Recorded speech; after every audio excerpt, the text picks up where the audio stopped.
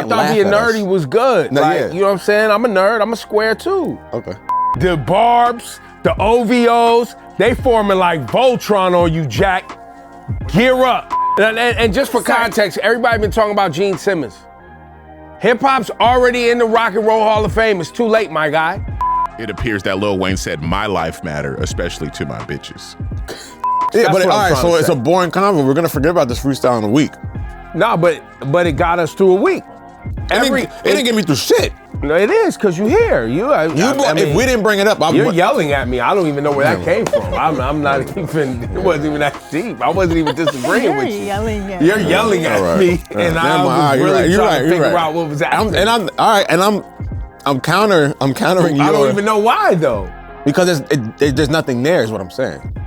It's called the Iceman Freestyle. Aside from the obvious, yeah, you can latch onto that if you want. But that's why I was going with the obvious. Man, start recording, man. Don't have me defending this nigga. Please don't have me defending. Why are we arguing at the top of the episode? No, you're not ready. You arguing. You got to be ready. I'm not arguing. No, you are. You start yelling at me, bro. You said something that didn't have any weight to it. All right, it's Rap Life Review. That's Low, and I'm Ebro, and you got Eddie and Nick and Nadeska. Is he yelling at me? I didn't even put my AirPods away yet, and y'all are yelling at each other. Yo, was he just yelling at me, or no? I wasn't yelling at you. He was a little bit.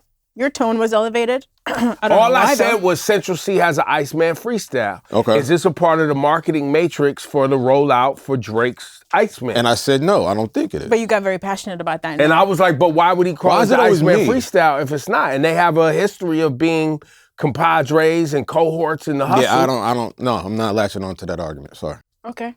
So you see how that is? Eddie, am I bugging to ask this question? Cool. Is this a question I can't say I'm not yelling at you. It seems pretty apparent to me. I see why you made those ties. Like, it's literally called the Iceman Freestyle. And I just said I don't think there's any, like, aside from him naming I would that. love to finish my sentence. That'd be great.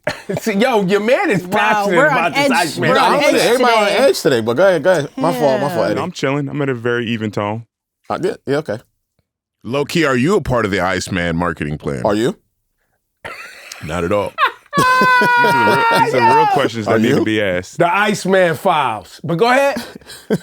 Yeah, it's an easy tie to make. There's clearly a relationship between Drake and Central C that goes back years. Drake has a very high-profile album named Iceman, still a terrible name. And then Central C releases an Iceman. Like, come on, like, why is that hard to connect? I just said I don't think. All right, if that's the case, if that's what they're trying to just, I think it's there's nothing controversial about it. I'm not saying it is. No, I'm not saying you are. Yeah. Calm down, man. No, I'm not even saying you are. All right. I'm literally saying it's not even, for me, it's not even like a heated debate. It's kind of like shut up, man. Drake jumped on the radar freestyle, which was a big moment for Central C, right? Drake was on when Central C bubbled up and dropped his album. Drake and him, Drake collabed on a Drake single, right? And then now, Return to Alley-Oop, Central C's like, yo, the album's coming, let's keep the convo going around Iceman. It's another, I look at it like a marketing matrix, if that's the best way to put it, where you have all of these different touch points in a rollout, because I think doing just a singular thing in a marketing rollout for an album is hard now. Yeah. That's all I didn't want to, No, great points. You didn't want to offend Lowkey. No, I didn't want to offend Lowkey. No, I just said I disagree. That's all. A yelling match. No, I just said I disagree. And when you disagree with Ebro, you get a little defensive. So you kind of got to like softball your points. It's like, no, I'm not disagreeing with you. I just think now I'm the one that's getting defensive. I wasn't even disagreeing with you, bro. Yeah, but no one was yelling at you, fam. The episode, everybody saw you. Well, no, yeah, you let it in. That was good marketing as me. Well, only because I knew you would try to change the story later on. I'm not. I'm lying with you right now. Now, but you was yelling at me. Listen, yeah, no, you set me up for the wet up. Welcome to Rap Life. Listen, shout to A Boogie, man. Sold out Radio City Music Hall. Dropped a new EP.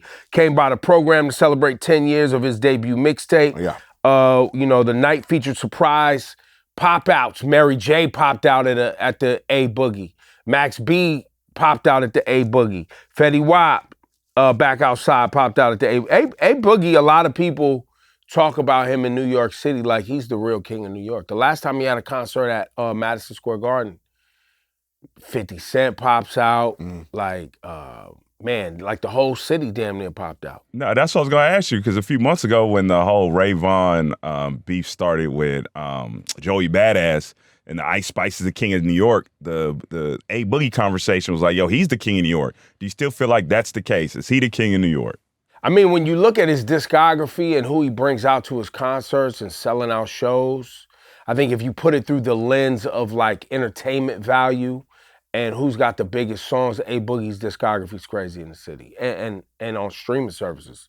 If you're just talking about him as a lyricist or the best MC out of the city, I don't think people are putting him in that box. The accolades and the attributes and relationships. It's not the same as where you would crown like the value is king different. MC. Yeah. You know what I'm saying? I don't think it's through that lens. I just think it's as a popular artist. Got you. Probably the most popular. New York. Yeah, probably the most popular in New York. You said it's rough? Rough. Why? Rough. What's rough? If that's the king of New York, it's rough out there. Well, because of his popularity? If that's the king, just interesting. Well, I just think once again, I think it's popularity based. He makes crossover pop records. I think is. We don't have a king of New York. We could just put that on the table. But like a unanimous. Yeah, if there was a close second, then I guess based on what you just said, yeah, A Boogie would be in the running for it. Who else is in the running? Who's the king of New York? A Boogie. Who's in the That's the quarterfinals? closest. That's the closest. Like I think that's what Lowe's saying. Like he's saying somebody that literally has collaborated with everybody in the city, done hooks for everybody in the city, has had hit songs. Everybody comes out to his show. I think that's what he's saying. Yeah, that's pretty much the because he's really he's really a songwriter artist. It's not like he's trying to be the most hardcore hip hop MC. I don't even think he's on that path. I was talking shit, but I actually do like the album. Like it's a good Valentine's Day album. I'm just here for the jokes. Like he was trolling it. That's why I didn't fall for the troll. Yeah. I didn't fall for the troll for that reason. I think it said rough. I'm like, oh, man, come on. I caught up with A Boogie. Matter of fact, speaking of him being the king of New York and how he collabs with people and how he's connected with the new wave. I remember before it was hard for me to find people out of New York to actually like collaborate with, and the fans liked it, you know, because it's people that I rock with. It's like, you know, it's a difference between sometimes like just having friends that you do music with and somebody that's in the game doing music with you, and it's like people fuck with it. So it's like finding people like that is it's always fire. Cash Cobain, even Bass Swag, like Zeddy Will, Kyle Rich, 41, and like, you know, like Tata. That's a nice roster right there. Tata got different type of shit going on with his music too. Like he don't only make drill music, he make like, you know, like real artist music too. So it's like tapping in with shit like that and learning shit like that is fire. You know, creating new sounds with the whole, you know, like the whole youth that's getting into the different sounds, making it New York. You know what I'm saying? That's right. Like it's not just me no more. That's fire. Like when you think, just hearing you talk about it, it's exciting. Hell yeah. Like when you think about the roster of people that got motion in the city right now. Think about all them names you just ran through that got real motion. Facts. It give me more to even come outside for when I'm in the city. You know what I'm saying? Like, I used to be bored in this shit. Like, just me by myself. You know what I'm saying? Like, new Nipsey out with Bino Rideau. Yep. That dropped on Friday. The Marathon Clothing Store announced Bino Rideau released Prolific this summer, a project he created with Hussle before the passing. Yeah. Did you know about this before the single? Had you heard about this collab? Nah, Karen Civil just sent me the record, I think like Thursday night, and told me like what was going on, and that was my first awareness to it. So, got it. Yeah. So it came out, popped out on you. They already had a collaboration project before, so this isn't like unheard of. So I would think there would be some stuff in the tuck. Yeah. And it's just beautiful. Anytime you can hear Nipsey, because Nipsey's one of those like when other artists pass, we get like all these albums after work and these, what's the term they use when someone posthumous, you know, Mac Miller and you know, Pop Smoke, we get like projects after the fact. Nipsey passed, we didn't get no music, man. And I'm not selfishly, yes, I want more music from Nipsey, but if it's not done right, if it's not done with care, I don't want it. Because some of those albums, I'm not gonna say which ones, they seem like missteps. And, you know, we have to protect the legacy of Nipsey Hussle, but if anybody is going to make sure that the music that comes out has like the heart and the purity of all that Nipsey has done musically and creatively, I would expect Bino Rideau to be one of those people. Did we get any verses after? He passed? Yeah, that was the one with Hov. That was the one What It Feels Like. Yeah, that was the okay. Black Messiah soundtrack. Yes, all right. Also, the joint on the DJ Khaled. Yes. Yeah, we got that. Okay, that was right. But yeah, that was okay. But not a lot of like. Usually we get projects or and yet again, do it with care. I don't need it.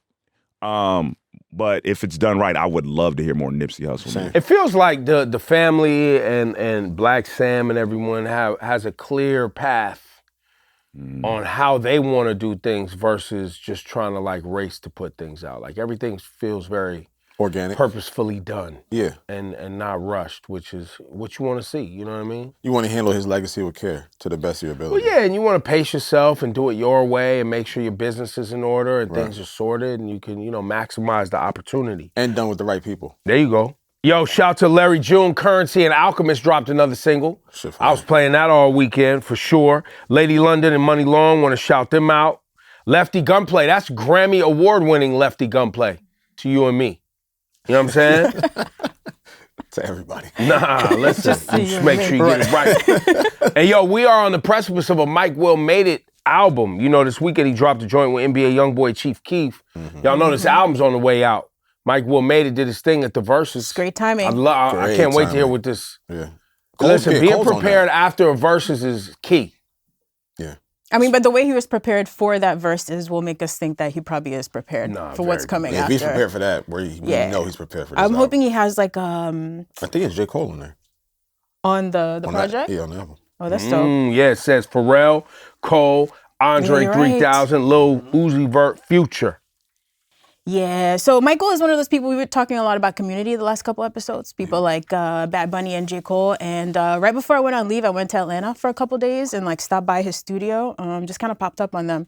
And it was crazy to see what he's been building down there, like acquiring real estate and trying to build out like a big space where people can come work. And of course, they showed me footage of all these artists just like would pop up and like do a session. So he also played some music that like blew my mind. I feel like he still has more of himself to reveal, if that makes sense, although he's already had so many great hits. Yeah. So I'm excited. I hope he has like a crazy year like Mustard had when Kendrick was dropping like a couple years ago. I'm really looking forward to this album. Did he mention anything about the album when he was playing music? Or maybe, but I mean, I'm not trying to talk too much and not ever get invited back to the compound, but just saying things to look forward to. And there's a documentary Mustard had coming. a Nipsey song too? Since you said Mustard, I forgot about that one. Yeah.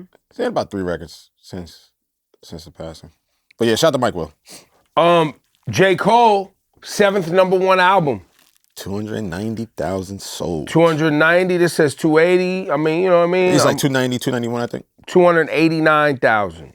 290. Let's round up. Why not? 7th #1 album. I love it. I love it. Long lasting. It says here, J. Cole now joins an exclusive list of rappers who have released 7 consecutive #1 studio albums. Jay-Z, J. Cole, Kanye, Eminem, Future, and Drake. I just love the YouTube videos. Keep making more documentaries. Like just going around the South. The Trunk Tour? But listen, bro, that is some of the best marketing / content I've seen. And I don't know these people. We have like these weird parasocial relationships with celebrities where it feels like, and J. Cole does a really good job of coming across like that's his thing. I'm a normal guy. Look at me, J. Cole. I'm riding around in a Honda Civic or a Accord or whatever it is. And I'm just pulling up with people. But it feels genuine, man. It feels cool. Like every time I see one of those, the most recent one I watched as of recording this, he pulled up in the DMV and he's just like playing basketball with people and pulling up on people like, yo. And my favorite one was the first one because I think people didn't know what was happening. So he's just pulling up on people like, yo, you like rap music? And to folks' credit, man, he's coming across as a personal guy, and you're seeing right there the effects of J. Cole's music on people and how, he for a lot of people, he's like their spokesperson. Well, I think you that's always been the appeal of somebody like Cole. I think because when he started dropping early, it was at a time where everyone was talking about all the money they had and, being in the streets. And he was like the complete opposite of that, as Ebro likes to make fun of, going to school and all of that. A lot of people could relate to it. So him being that regular, relatable dude was always the appeal. And him going out for the first mixtapes, like selling that's how Dollar in a Dream started, selling his first projects for $1, getting the first fan. So that's like really him bringing this all full circle. Wait, so what do I make fun of? What are you talking about? Him, college and being, college and being educated. You always have college jokes. That's not what I'm making fun of. I'm making fun of y'all being nerdy and sensitive. It don't But have that's to do cool. with y'all going to I college love and being being broke. nerdy and sensitive. We're going back to this. That's all. And the only reason I troll y'all is because y'all nerdy and sensitive, and y'all react to it. Listen, I grew up in the same. I went to college the same thing. I was broke the same way. I love J. Cole. He appeals very much to my underground college radio, early beginning sensibility. I get the love. You're just like a super Cole fan. So you singling out Quick Stop as like the most, would you say the most musically Cole fan thing on the album? Well, I'm not gonna put anybody's name on it because I don't know if she want. But the person who said it, that made her, what'd she say? I shed a thug tear was what the quote was about the song Quick Stop. She is a super J. Cole fan. That is after. No, I was responding to her comment. What I was trying to say is... I on purpose said I'm not going to say her name because I didn't know if she wanted to...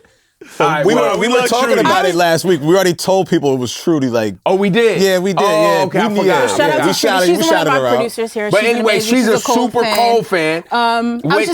I didn't know she was a Cole fan until a Cole album came out. And that's when the Mets thing came out. Then I was like, y'all like Mets fans. Y'all only show up when y'all in the playoffs or the championship. All I was gonna say, this was a positive thought.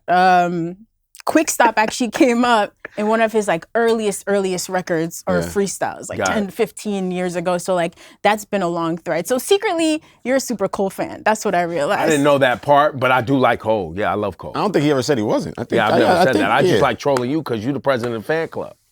See what I mean? That's where it should stop. Because like that's not nice. She's the president of the fan club? Yeah. Why? Gotta stop. Why would you be a fan of something and then somebody says you're the president of the fan club and you have a problem with that goes to your point about the president of the fan club, like the nerdy, sensitive. I love being nerdy and sensitive. Yeah. Those are my favorite qualities about myself. I feel you. I'm just trying to be a journalist and then you come with jokes and just make it act like I'm being some kind of crazy fan or something. It's all good, man. I see you, Nadeska. I'm with you. Wow, man. And Nick had to leave way too early last week. I wish you were here with me for the rest of the episode, you know? You'd have been with me. Now, he nerdy and sensitive too. I can tell. The name calling is not nice. Nerdy and sensitive. No, these are qualities that you should embrace. I thought being sensitive was good. You was in touch with your emotions. You can't laugh at everybody every time you say nerdy. You can't I thought being nerdy was good. No, like, you know what I'm saying? I'm a nerd. I'm a square too. Okay. No, I can't be down with y'all nerdy, sensitive crew. Yo, man, that's messed up. I can't even hang with y'all. This is messed up, man. Like, this is what we're saying. You keep going. Man, why y'all? Are y'all elitist, nerdy, and sensitive? Who's y'all? Well, you a nerd, I am, yes. Don't even yes, try to I'm act elitist. like you're not a nerd. You're a super nerd. Yeah. I'm a what? I'm an elitist. Yeah. You didn't like super. I didn't like that one. You could have just had me a nerd. Nerd, you was good, super hard? Yeah, a little too much dip on your chip. Man. Now, are we dealing with this J. Cole Cameron lawsuit at all, or is... You can deal with it. Yeah, you can do it. Hop in. What do you mean? Well, I'm just reading the thing here. Cameron is seeking $500,000 in damages, and Cole's team is basically like, throw this out because there's no merit. Yeah. And throw it out with prejudice, meaning like it's ridiculous. The documents claim that Cam is not a joint author or co-owner of the song and consented to its release. So I guess he ain't have his business correct, and the lawyers found that. Wait. What legally? What's that mean though? Because Cameron clearly is rapping on the song, so I don't understand how. I guess how this maybe even like works not legally. being like a full outright owner doesn't give you legality issues or allowing you to do certain things. Maybe that's what it means. But pay me. This is my job. I rapped on the song. Pay me but now. I guess Give me the money you owe. The discrepancy is, did they? I thought they agreed for Cole to do something with Cam. Yeah, that's. Or was it Cameron said he never did it. Like and he never like, delivered come on on the podcast, get on this project, doing this thing. All right, you didn't man up to the deal we made according to Cameron. So now, since you didn't give me anything in return, give me money. Like, I understand he's not yet again, I'm not a lawyer. I have no idea how this works. But if you say, well, there's no merit to it because he's not an owner of the song. That motherfucker's rapping on the song. We heard it. Well, was there any contract signed, any deals negotiated? We don't know. I'm just asking. So that's the thing. It sounds like maybe legal merit. Cam expecting that verse was just a man on his word. Man of your word type shit. And maybe the lawsuit is really about the amount he is asking for. And not necessarily the task. Not necessarily that they're something like you're throwing fulfilled. this lawsuit out claiming that you're owed $500,000. Right. Maybe that's what J. Cole and the team is. I guess we'll see when Cam responds to it. Oh, we probably already missed it. It probably going came on out right by now? now. No, he talked about it on his talk with Flea. After this no, he new said, quote, me and Cole, this was after. Oh, okay. Me and Cole are cool or was cool. This is exactly what happened. Being a man is keeping your word, Cam said. Mm-hmm. And I know everybody's busy, everybody has things to do, but if I give you my word 4 or 5 times, I got to do it. So on this project, he did. I did an intro for him. I told him I may need a verse whenever a project gets done. He said, cool. Then Cameron called. He said, I can't do it now because I don't feel like talking about it right now, according to what Cole was saying at the time. I said, look, I'll do an interview. I won't even bring that up. He says, nah, I can't do no interview and not talk about it. All right, well, when can I get the interview?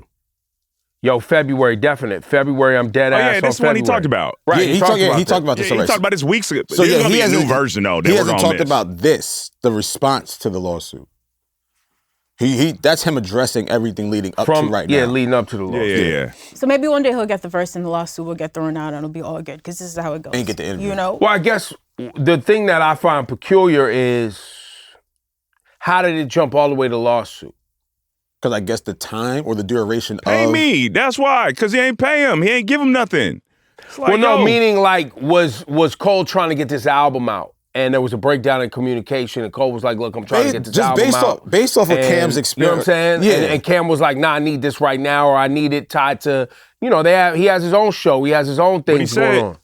I mean, he said, according to Cam, though, it's been 3 different things. It wasn't Right. like, and he kept pushing it back, and eventually you're like, bro, just. well, I don't remember the first couple of times you pushed it back, Eddie, if you remember the examples he gave, like what excuse Cole gave. But at the point that the beef was happening, Cole wasn't it right made mind. sense. Yeah. I can't sit down and I can't give you this verse right now, and I can't sit down and do an interview and not talk about this huge beef that's happening. That part at least seems very legit. That's valid. Timing is off. Does this happen often? Like people get into conflict over Listen, like you're I paying can tell like you right debts now, on verses? and this is for anybody out there that's new to doing podcasts, and for those of you rappers that are now hosting platforms and doing this media thing. You know how many times y'all have pawned us off when we've wanted or done favors for y'all because you wanted us to play a song that we really didn't like, and so we played it for you in exchange for you showing up to a show or asking you to come do an interview, and you never came through? Ever? You know how many times that's happened? A lot, apparently. All the time. So, but I think, for Cam, he's like, well, I'm suing now. Because I think Cam as a rapper also, he was on an album, right? Did work in exchange for something else, didn't get the exchange. I wonder what that would look like if we start suing rappers for not keeping their word. I ain't gonna hold you. I'm loving watching rappers turn into media people. Yeah, like how do you having them and watching them go through the same things that we've gone through for so long. Like even rappers I know that's like, yo, y'all be chatting, and now they have a podcast and all they doing is chatting. Yeah, there's a lot of chatty patties out there. Chatting and gossiping, arguing about shit from 30 years ago. Yeah, NBA players doing that now too. NBA players all mad at the media now. They're all media guys. Now NBA players mad at the media, or they're covering their boys playing basketball. Now they boys is mad at them. Gotta take these podcast mics away. It. I'm into it. Kevin Durant with his burner. Damn, they was flaming him yesterday. Yeah, KD. He was flaming people in his group chat, but goddamn, I ain't never seen no shit like that. This is a cool story. Y'all watching this LaRussell, Lil Wayne? That shit had the internet's going crazy. Talk to us, Lo. What'd you see? Nah, I guess LaRussell did this interview, and I guess the conversation came up about the truth hurts. Yeah, Truth about Hurts him podcast. loving Lil Wayne, growing up, but then when he decided, like when he got mature enough to understand that Lil Wayne really wasn't saying anything, and I guess the internet didn't like his choice of words. I think they probably were triggered by the word Disdain, and he has no substance. So that sparked a big. Stop. But he did. I was just gonna focus on disdain. I know we not walking around acting like Lil Wayne was kicking knowledge and dropping gems. That's not what we're doing, right? We're not doing that. We're not doing that. Okay.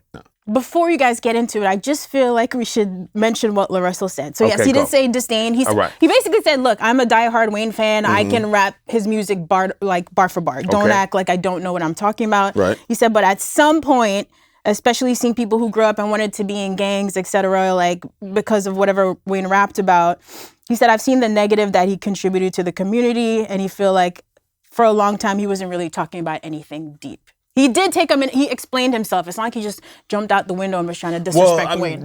I guess the way the clip was represented, it just jumped out at us as like he was just talking. You mean the internet is doing what the fucking internet does? That's what I'm trying to say. So I'm trying to say that there is some content. Sorry, carry on. Right. The clip looked nasty in the way it was presented. Then he took time out to explain the whole clip and give us the full context of the clip, which makes more sense in hindsight. I don't believe he meant any malice to it, but yes, he does have some points in regards to Wayne's content, lack thereof. If that makes sense. Okay. Wait, so if that makes sense. Then I saw LaRussell tweet something about like, you know, if Axe fans are attacking you or this one's fans are attacking you. If Academics is saying this, the Say Cheese TV saying that, and a bunch of rap pages, they have the same narrative. Then it was a paid campaign of some sort. A smear campaign. Smear campaign. Well, because now, but by the way, he's not LaRussell. You're not wrong, sir. You're not far off. It's definitely a concerted action now that you are on Rock Nation. That's a concerted activity on social media that will now come after you. Yeah. Right? Especially now that you've talked about anything tangentially close to the Barbs and the OVOs, which is Wayne. So that you've activated all of that. So you've activated the anti-Rock Nation, the Barbs, the OVOs. They forming like Voltron on you, Jack. Gear up. And you will learn that people don't like the truth about their favorites. Lil Wayne said some real things about his experiences. Mm-hmm. But generally speaking, Lil Wayne, and this is not shade, that's just not who he was. It's just the truth. He wasn't talking about society's ills and the pitfalls of being involved in this and that. Like, it just wasn't what his rapping was about, man. That's not shade, at some point, man. it was just a lot of pussy rap. That's what you want to say. No, I wasn't even saying that either. I was really... Do you want to say that? I think she wanted to say that. Did you want to say that? At some point, and I love Wayne too. I do love him, but there was a point where it was a lot of that. Yeah, I mean, he was definitely bragging about what he loved and what he loved to do.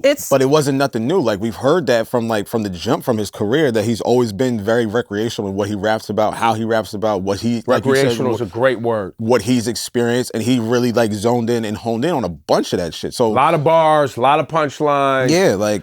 The storytelling was there, but it was never, but he wasn't, we wasn't, but who was tuning in to Lil Wayne for gems?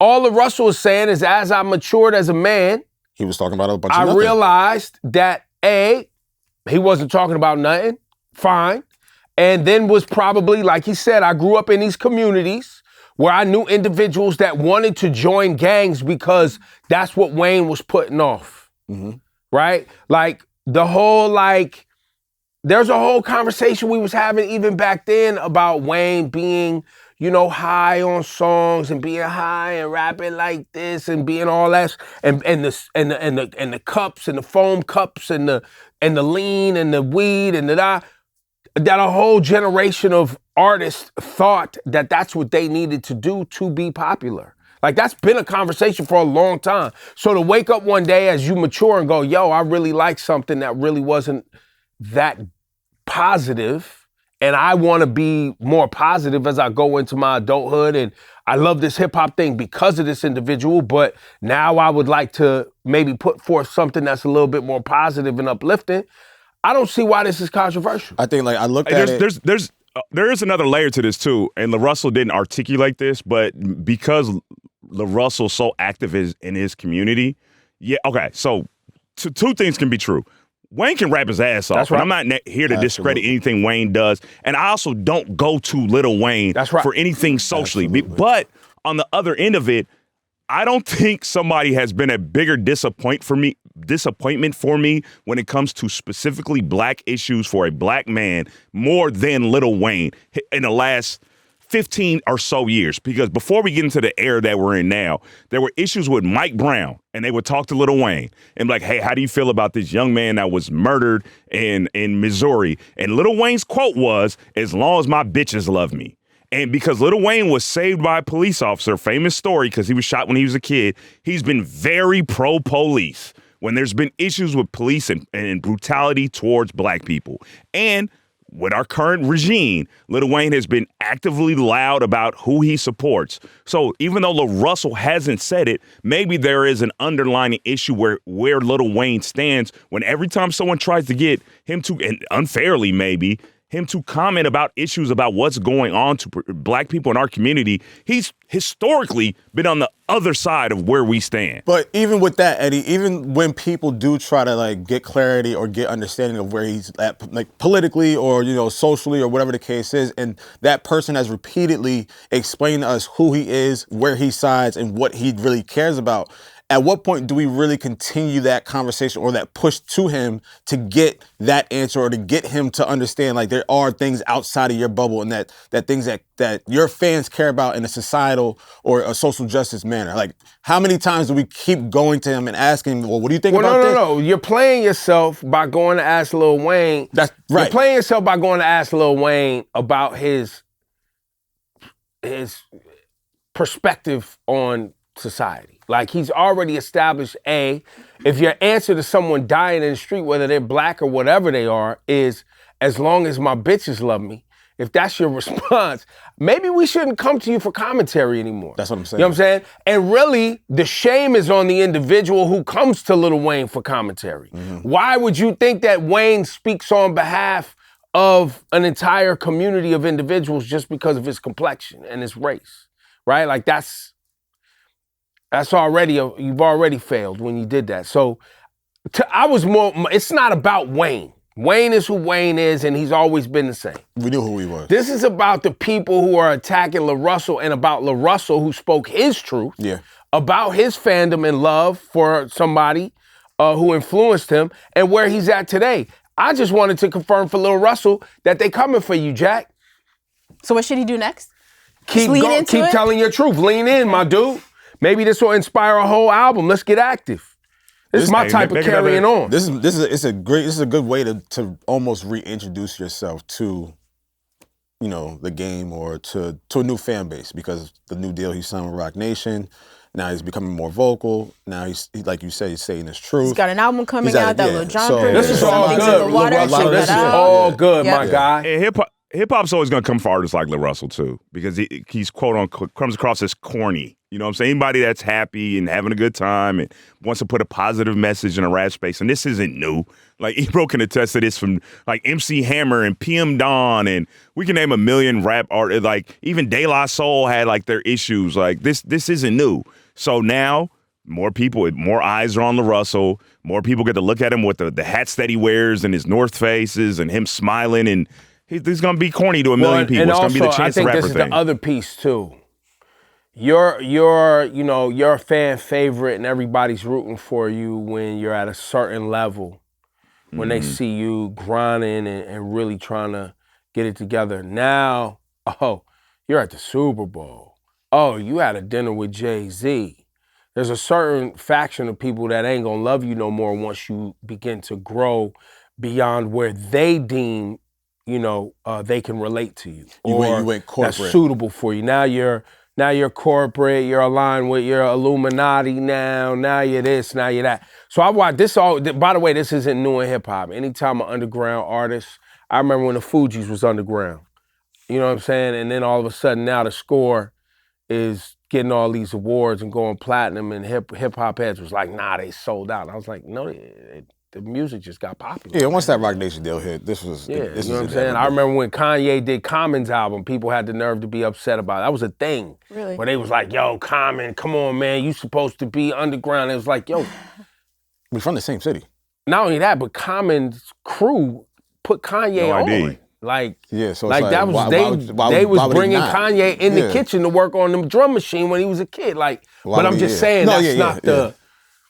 It's not lost on us that people happens. Who don't know see is, you went from, being of the people per se, and now you're all of a sudden, you know, tied to this big behemoth entity, whatever it is. But then creating a kerfuffle because he still is of the people. That's the whole point of this. He's the community guy. I think you're right. It's the perfect time with the album coming, plant your flag, dig in. This is what I stand for. This is what he was talking about, wanting to be president one day, about seriously considering running for office. He's like that kind of guy. He didn't mean it jokingly, you know what I mean? He wasn't being silly. That's like the kind of person who he is. So. Well, and he's also, LaRussell's very much a guy who has been an engineer. He has been a producer. He did his own marketing to this point in his career. He's writing his records. He's a workhorse, events. Collaborating with different people. He's created his own revenue streams and these different things that he's been doing for years and years. And I'm rooting for the guy. I want him to go as far as possible. This is the type of carrying on I like. God forbid somebody has an opinion and wants to make some money. Yeah, but once again, it goes back to he spoke on someone who is highly regarded and revered by a very passionate fan base, right? Who doesn't want to necessarily, who could possibly, A, not evolve themselves in many ways, and B, not be prepared for this type of conversation and truth about truth that they've probably been wanting to face. No, for a long, maybe not. No, I mean some. When you have like your favorite artist, you know some truths are there. You know some truths are layered that you don't want to have a discussion about, or you don't want the discussion to be so loud. We should all, at this moment, I think it's a great moment, understand that there is a large vocal population of individuals that claim they love hip hop and do not want it to be about anything other than materialism, sexuality, and violence. Well, I was going to use the word you use, recreation. They do not want it to be rooted in anything that is uplifting for black families, black communities, black and brown activism. They do not want it. And when it gets that way, they immediately will be like, man, this ain't, because that's not why they came to hip hop. They didn't come here for that.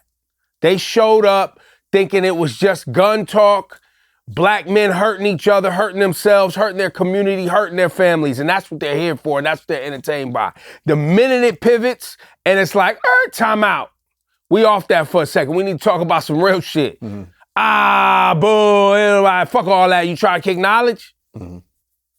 So just, it's a good time to remember that, especially right now while we got some real rappers outside rapping that can really get at this and get active. When you got somebody like Cole who's been spitting that shit and talks that real shit for years, you know what I'm saying, for his whole entire career. You know what I mean? And it's even in this album. You know what I mean? So I think it's a great time for hip hop. Hip hop is back on the charts. On that note, are they? Yeah, last year, remember the whole Billboard reported that hip-hop's market share dropped from 30% to 24%, which sparked debates. A$AP Rocky earned his third #1 album. NBA YoungBoy dropped his 17th album.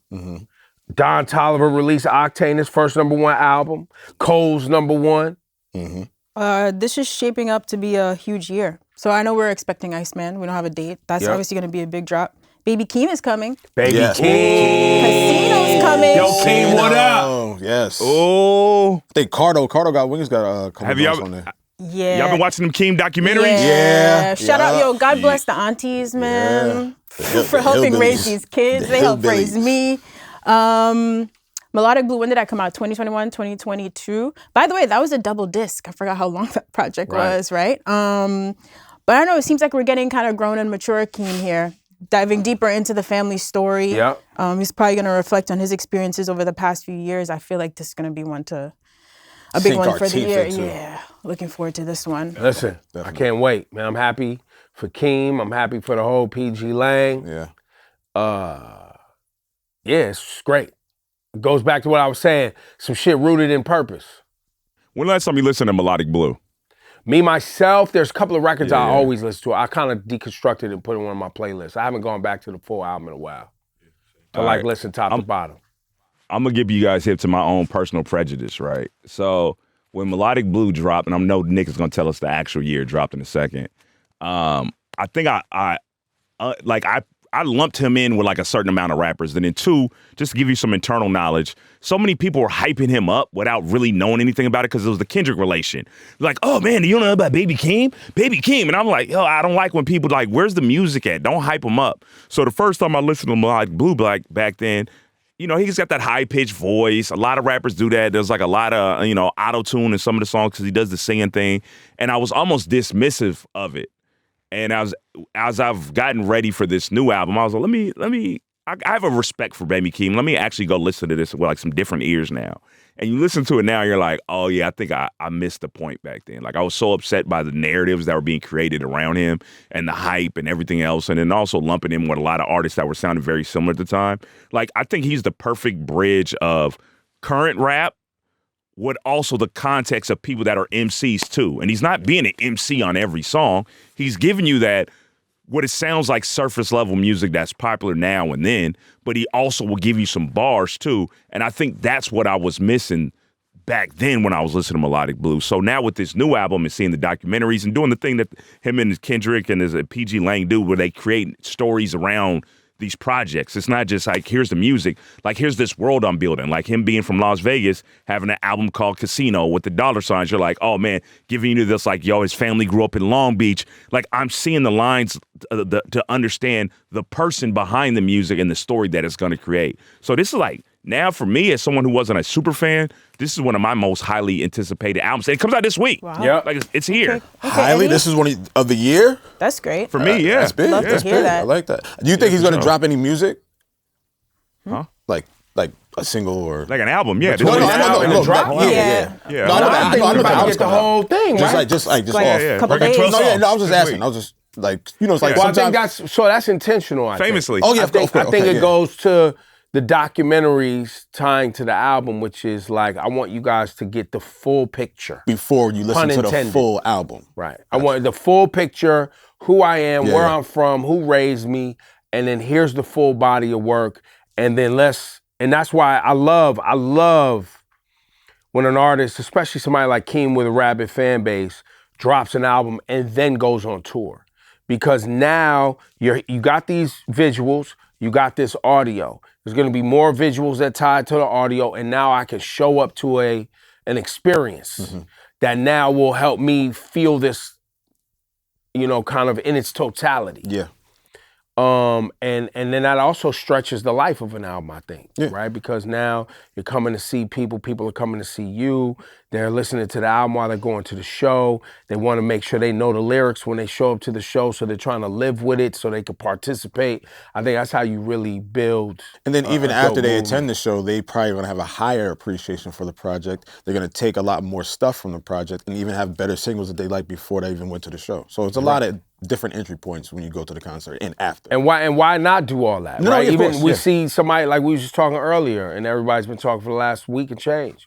Cole pulling up in the Honda, and people jumping out around the Honda, and that whole thing. Which is it still going? Is the Honda still pulling up? So he's I think he just left New York. He was in New York this weekend. This St. John's. Yeah, he was at St. John's. He also went to an event. I want to shout out to my homegirl, Sinead Curry. She passed away due to cancer early this week. And he pulled up to an event that DJ Miss Milan and Sinead's best friend put on. And he put up, and you know, Sinead was a big Cole fan. He pulled up to show love and respect. So he's still, I think he's still here, but that was just big for him to do that. Goes back to his point about, you know, him being a real, relatable, down-to-earth person that just He's trying to be connect with rooted in fans. something Yeah, purposeful, yeah. you know? So yeah, I don't know where they're at this week, but the last stop was New York, Queens.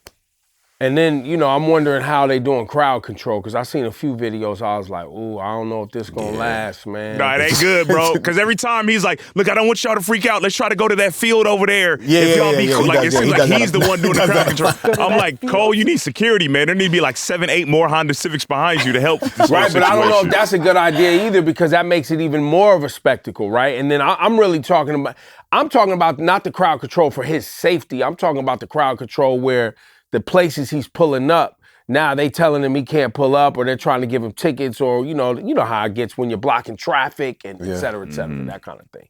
So, but hopefully this keeps going because I love it. Did we miss anything? What did we miss? Nick. A little bit of disrespect Talk if to we us. want to get on it. Or Nick, we could just jump into your fact checking. Wait, we missing some disrespect. What? Wait, huh? Gene Simmons saying hip hop Oh, doesn't belong yeah. in Nah, I rock skipped and over roll. that on Skip purpose. past. Okay, Okay. I Skipped know. over that All on right, purpose. Nick, let's get it. And just for context, everybody been talking about Gene Simmons. Hip hop's already in the Rock and Roll Hall of Fame. It's too late, my guy. My guy. And so is other genres guy. of music is in the rock and man. roll. Like, what are we even My talking? dude. Why is this a thing? Let's My bro. skip over it. Let's skip over it. We don't need to because we'll be here for another hour. Because Who cares what Gene Simmons has to say? Yo, Kiss ain't even that fire, bro. Like, when we being honest, Wait, you don't. Kiss is good. they're good. They're good, bro. They're good. But let's not act. Come on, bro. Let's not do this, man. All right, we're not Y'all gonna do acting like, bruh. Kiss ain't that John Blaze. Let's be honest. All right, what we missing, Nick? Just stand on the Gene Simmons subject for a second. He said, "It's not my music," referring to hip hop. Rock and roll's not his music either. Yeah, it's hard, motherfucker. Let's just start there. Fucking. So maybe Gene Simmons missed that. Yeah. Let's go to. And he's old enough where he know when he stole it. Like, nigga, you old. Like, you know you was there when they stole it. Chuck Berry was right there, you dumb motherfucker. You know you stole it. Tina Turner was right there what's the nigga from Rolling Stones? but Mick that's Jagger was also how like, Chuck- I want to be like Tina Turner. Yo, Chuck Motherfucker, D- you was there, you old son of a bitch. That's why Chuck D said, when the roll kind of got out of the rock, you lost the soul, right? And so it became rock instead of rock and roll.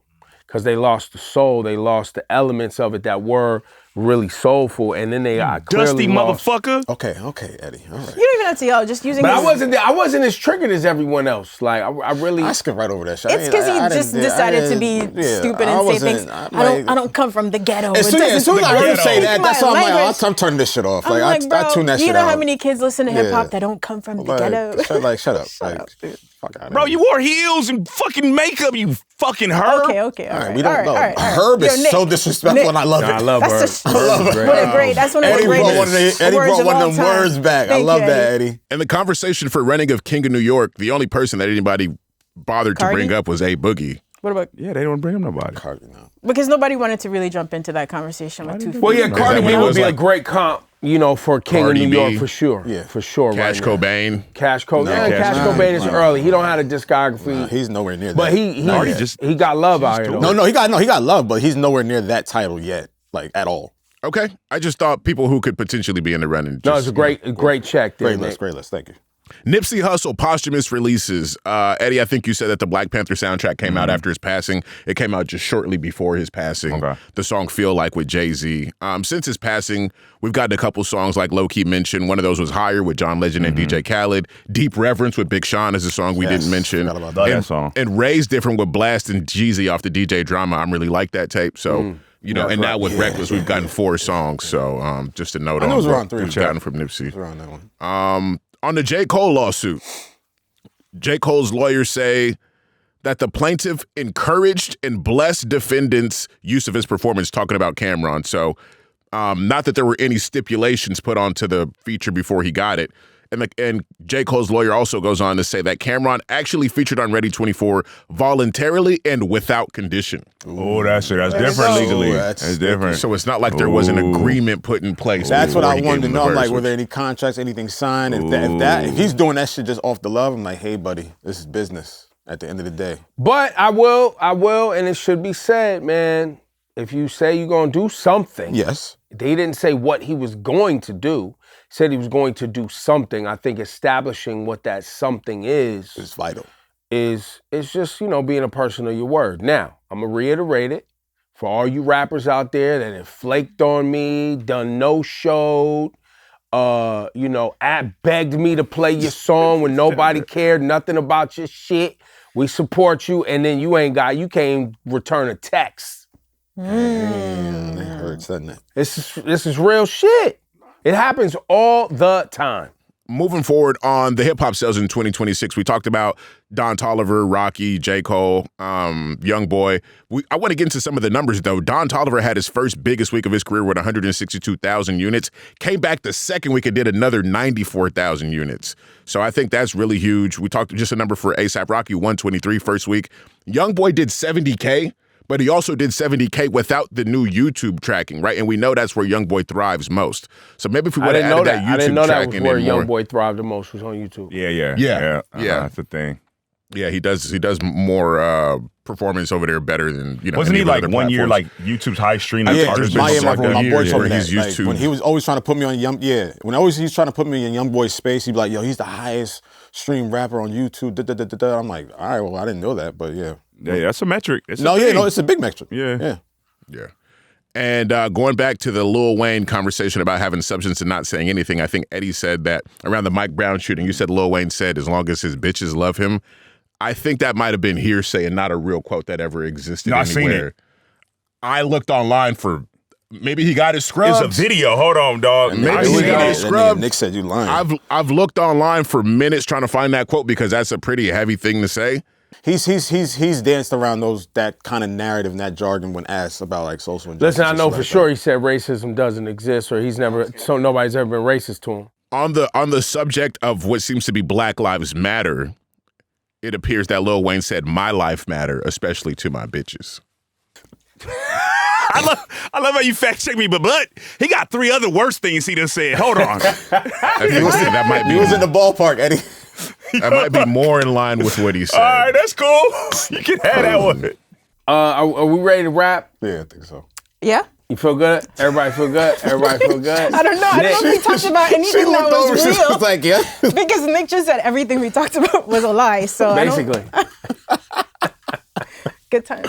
Good times. All right, for Eddie and Nick and Lo and Nadeska, I'm Ebro. That's Rap Life Review. We'll see y'all next week. Subscribe, and they say, yo, to get this really popping in the algorithm, y'all gotta like and share. You know what I'm saying? That's how, you know what I mean? That's how you like it. You gotta... What's up? Appreciate you checking out an episode of the Rap Life Review. We're here every week. If you want to subscribe on Apple Music, YouTube, you'll never miss an episode. Get in the conversation, hit us in the comments, hit that like button. We'll see you next week.